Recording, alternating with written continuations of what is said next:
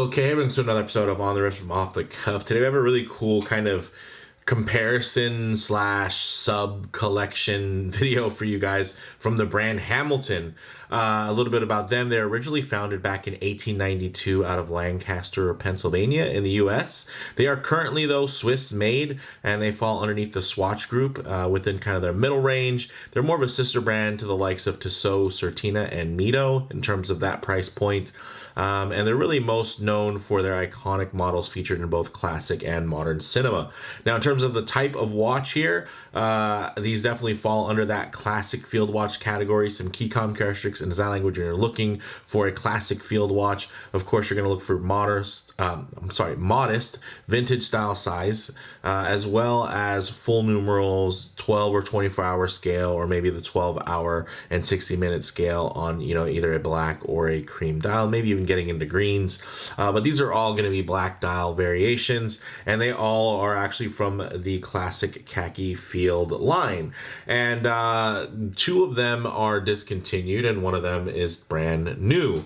But they all are 38 millimeter Khaki field watches, so I thought I would get them all on the screen together, kind of compare, contrast, share some of the differences with you guys. And I have way too many watches, so it's kind of fun to think about some of the sub collections that kind of live within the overarching kind of state of the overall collection. So this is definitely one that I thought would be kind of interesting, especially to kind of get all on the screen, especially considering that these really range in terms of back when I got them, so a lot of time has passed between the purchases of each of these. So with that said, let's go ahead, zoom the camera out, get these pieces in hand, and take a closer look. Okay guys, so let's take a look at three similar but very different Hamilton Khaki field models. Again, these two ones on the outer edges are discontinued, although I believe this model has been superseded with an updated movement with a lower beat rate and an extended power reserve, so you can still get something quite similar to this today. I do not believe they make an equivalent, but I think they should definitely bring back this really beautiful 38 millimeter chronograph model. But we'll go ahead and start with the newest watch of the group, the Murph 38, and this one has really been kind of setting the watch world ablaze, just because one, Hamilton's really known for their movie watches, and one of their most popular movie watches was the Murph. And it was also one of the most controversial because when it was first released, it was at 42 millimeters. This is the 38 millimeter model, and they didn't just put the watch into a smaller existing case. They actually gave us a different case that it has a shorter lug to lug and a much more refined kind of case profile in terms of the lugs and the way that they turn down, compared to some of the more classic styling where you can see a bit longer and kind of squared off here. You're getting definitely more of a sweeping curve there. Versus, again, the more traditional look, which can be a bit long for a 38, but also helps make those 38s more wearable on larger wrists. So this one is still available. It goes for $8.95 direct from Hamilton or any of their authorized dealers. But now that it's been out for a couple of weeks now, I'm sure you can actually get them for less than the full list price. It comes in at 38 millimeters, like they all do. This has an 11.2 millimeter thickness though, and a 44.4 millimeter lug to lug, whereas the other two models are going to be 47 millimeters lug to lug. So a lot longer on the lug, and then also the shape is quite different. Also, the movement in here is going to be the most modern. It's going to be automatic ETA caliber H10. Which is actually in a no date, no ghost position variation, which is nice. It has an 80-hour power reserve, 3 hertz or 21,600 vibrations per hour movement, and it also does feature a Nivachron balance spring, which is very nice. And it's overall a very handsome and very versatile piece because it does have those cathedral hands and that slightly kind of beige colorway there instead of it being pure bright white, which does add to kind of that ivory, kind of creamy aged aesthetic, because it is using just a slightly different old radium superluminova blend versus the typical C1 that you're going to see on more classic Hamilton khakis. So you've seen this. I do have it on a Strap Mill Canada Horween leather strap, and I can see that, and you guys can see that it's definitely a more kind of versatile dress up, dress down type of look, and I like that. The full numerals definitely have more stylized aesthetic to them, and but at the same time it still is fully functional in terms of everything being the right length, everything being very balanced and hitting all the right marks. So I really like that. But let's go now, take a trip back to this khaki field officer hand winding model. So again, I do believe that this has been updated with a newer model, whether it has the exact same die layout, maybe not. There's been so many variations of this watch. Oh, also one thing to mention is, as you can see, no AR treatment, no anti-reflective treatment in either of these old ones. Although there is an anti-reflective treatment on this one, you can see it's not, super great, but you can see that it is quite good in comparison to not having one, right? So you can see the reflection a lot easier, on these ones. So taking you back, this might be one of the first Hamiltons I ever even featured on the channel, and it's one of the earlier Hamiltons that I ever had within my collection, and for good reason. This is kind of quintessential Hamilton right here. Field watch, no frills, it's hand winding. Actually, let me give it a quick little dust off here on the dial. So very, very classic, beautiful layout. Not really trying to look old. It's just a really classic layout. I do have it on a NATO strap here from the enemy of all NATO strap makers, the ones who actually patented the name or trademarked the NATO and G10 name. They sell stuff on eBay. So sorry to every great NATO strap maker out there. The only reason why I keep this one on this strap is because it does have a matching blasted hardware, which is actually hard to find, as well as it uses the full 300 millimeter length, which actually gives me more, enough tongue essentially for me to flip that back over when I do have this piece wearing. So this one is only 10.7 millimeters thick and 47 millimeters lug to lug, full bead blast, double domed, so really nice legibility even at very harsh angles. Although the reflection, the lack of AR coating does mean that it's going to be able to kind of wash out in very harsh situations in terms of lighting. Another thing that this is kind of lacking versus the other models, these two other here have 100 meters of water resistance, whereas this one only has actually 5 bar or 50 meters of water resistance. So this is, again, it's not meant to really be a an adventurer's watch by any means. It's a traditional field watch. It's not even to the point of, hey, this is really meant to be an everyday watch. So I think 50 meters is fine. I would feel a lot better if it was 150 or 100, but it is what it is. And to have something this slim and svelte, I mean, look at that. Even on a traditional NATO where you're getting 2 layers of material underneath, it is actually still quite thin. And you can see here, really nice, plainly etched, really old school case back, nothing special there, but it does the business and lets you know. So also, that's another spot where it differs, because it's the other 2 models have display case backs. So this one, though, such a classic, can really be worn in so many different situations, and I've worn it in many, many situations over the years, especially, of course, coming out of the Marine Corps.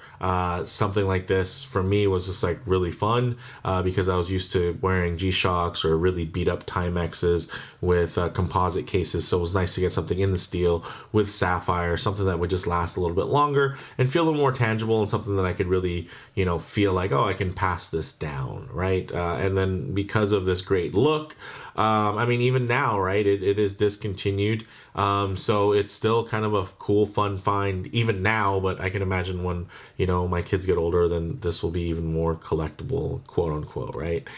So they might get a kick out of something like this. And it does have a really just classic layout that I really, really do enjoy.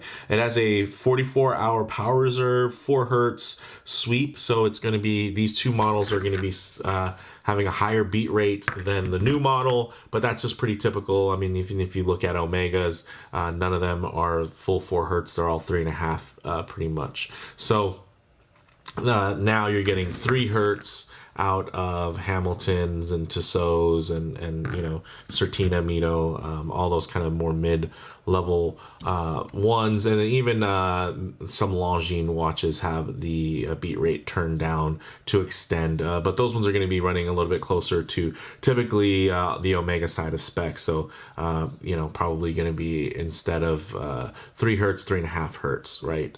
So that's just a little side tangent, but I mean, I like looking at this watch. I like having it in hand. I mean, I'm not even planning to put it on right now, just because I'm just, typical on the wrist from off the cuff fashion, just shooting from the hip here. So let me just put this on for you guys and just show you, man, this thing just wears fantastic. It really is a handsome watch and quite timeless. Oh, actually, I think I'm going to go one more click tighter, just to keep it a little bit more stable, because this does have a little bit of sliding kind of ness to it. But you can see when I flip this over here,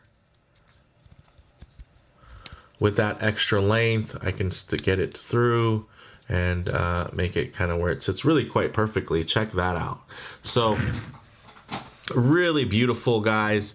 Extremely useful, and it just has that look to it. It really shouts Hamilton field watch, very classic aesthetic, and it just works, and I really, really like that. But of course, it is going to be less versatile, with that matte nature and the very utilitarian layout versus something like this, which can be dressed up a little bit more, right? And then somewhere in the middle, we have this piece, guys. This is a really fun one, and some of you will be drooling over it because it's just a very unique set of dimensions and aesthetic. Of course, this is the Khaki Field automatic chronograph, also discontinued, 38 millimeters in diameter, only 15 millimeters thick, 47 millimeters lug to lug, stainless steel, brushed case.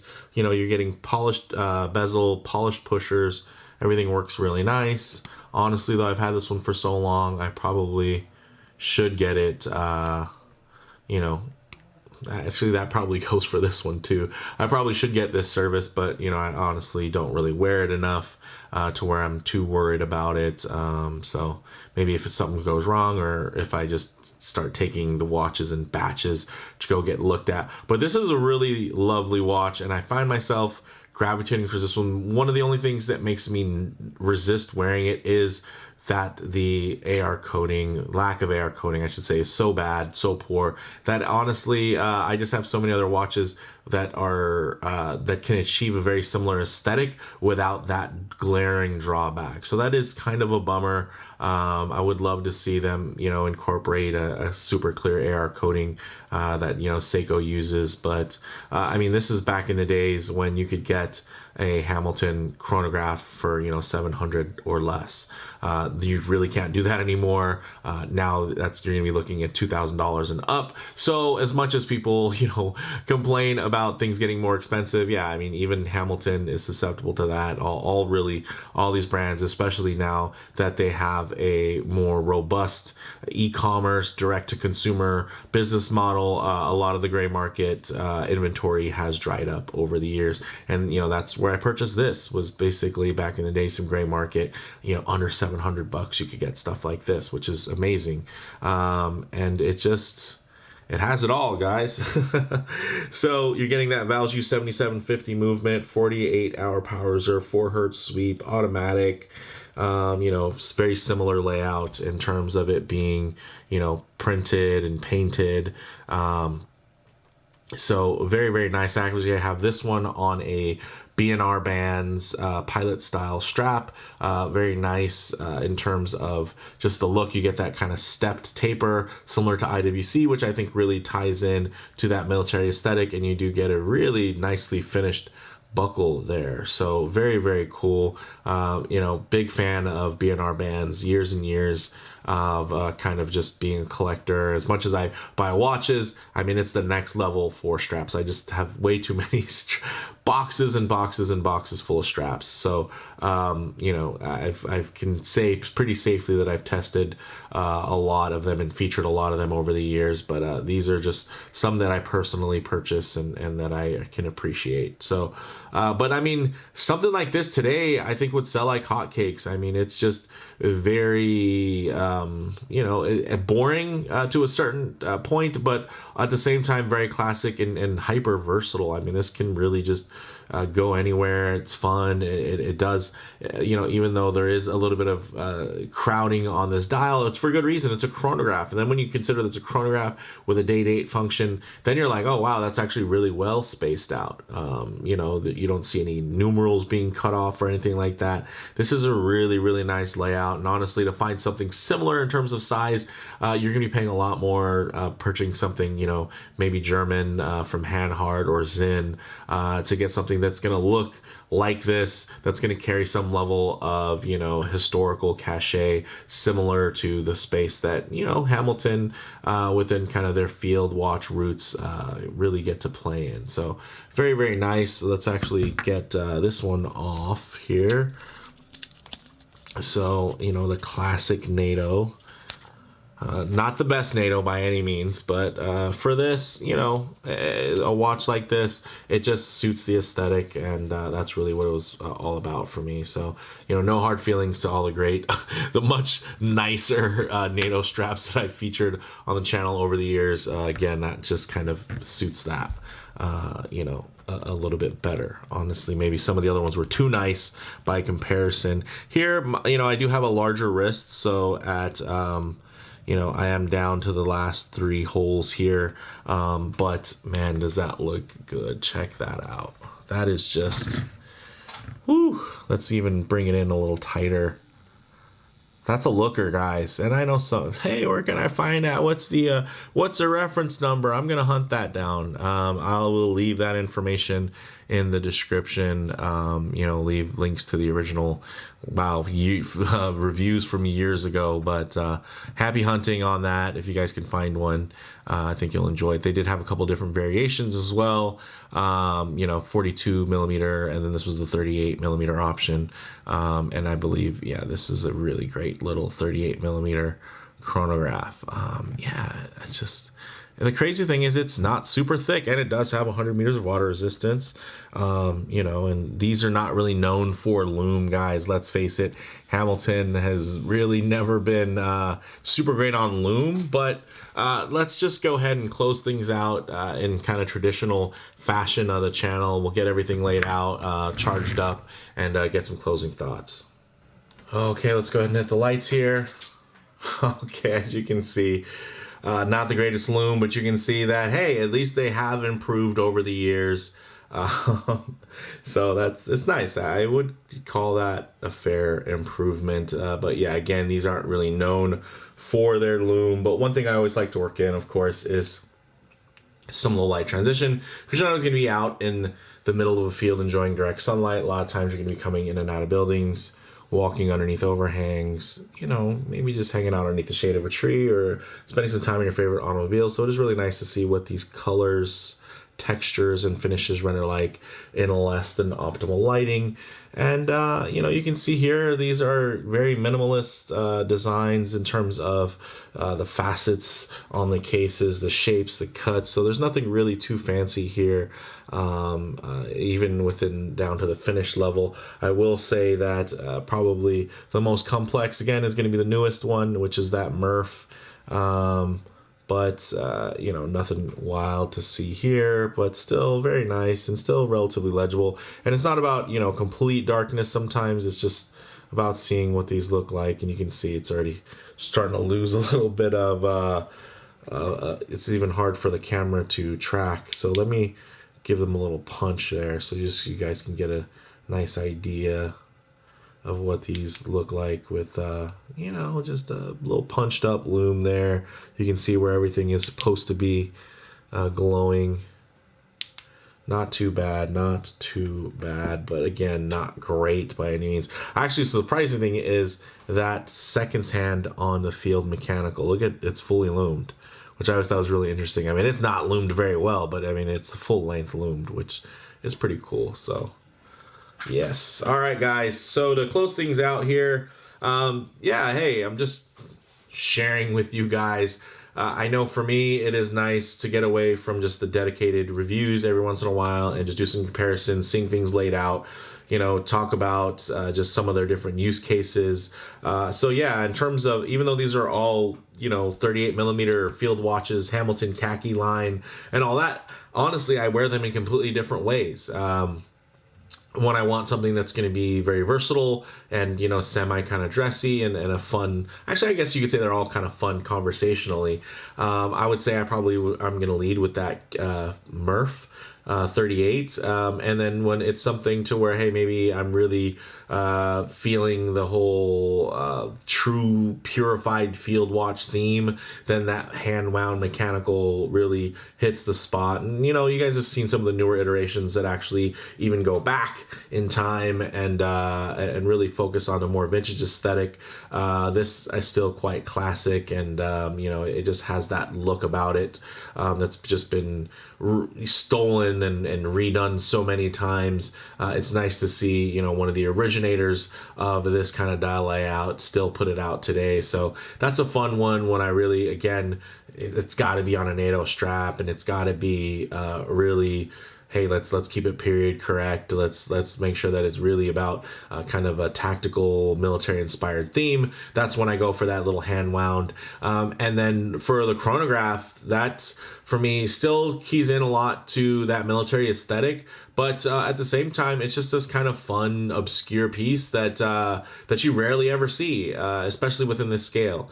You'll definitely see more of the 42 millimeter variations from back in the day when they were available. But this little 38, it's just it just goes to show, you know, what they can do with that amount of space, and that it is still, you know, quite wearable. Yeah, 15 millimeters is pretty thick, but for a you know, chronograph, that's actually quite thin. And even the way that they break down the case profile is very nice, because it does have a kind of slimmer mid case, and then there's a lot of weight on that kind of protruding case back. But the nice thing is that part sits on your wrist, so you don't have to worry about it as much, and it really helps compartmentalize the visual weight to where it feels quite comfortable, so, and looks quite comfortable. So yeah, that one's just a fun one when I do I feel like maybe a little bit more sporty, or just any reason to wear a chronograph. Of course, this is going to kind of fit within that realm. And the chronograph, of course, is a really nice, fun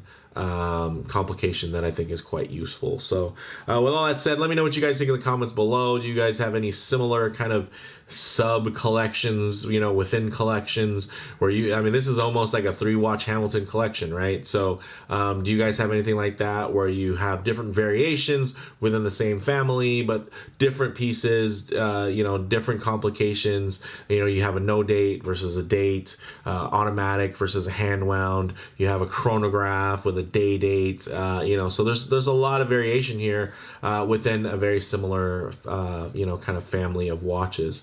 So yeah, let me know what you guys think in the comments below. If you like the video, please do a like, and if you haven't already, please subscribe for more content just like this. Thanks, guys.